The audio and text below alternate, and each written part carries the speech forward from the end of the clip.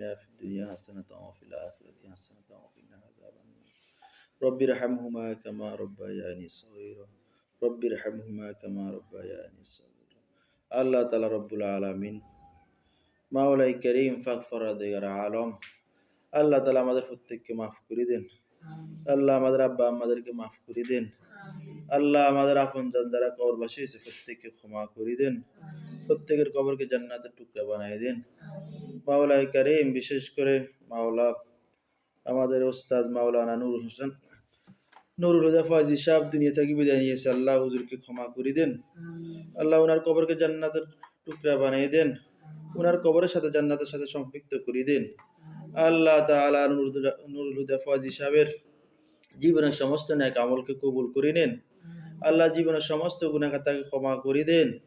আল্লাহ তাআলা হুজুরের রেখে যাওয়া দ্বীনের যে সমস্ত কাজকর্মগুলো করেছেন আল্লাহ ওই কাজকর্মগুলো আল্লাহ কিয়ামত পর্যন্ত জারি রাখিয়েন।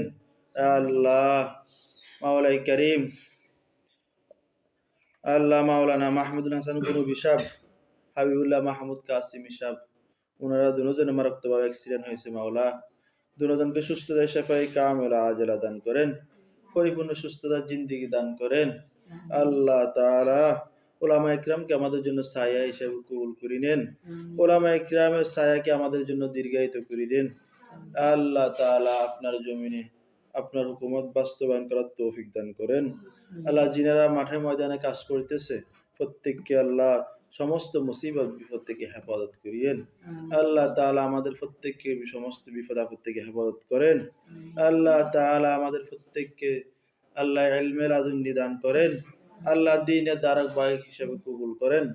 আল্লাহ হুজুর আকরাম সাল্লাল্লাহু আলাইহি সাল্লামের উসিলায় আমাদের দোয়া দরখাস্ত কবুল করে নেন। সুবহান রাব্বিকা রব্বিল ইজ্জাতি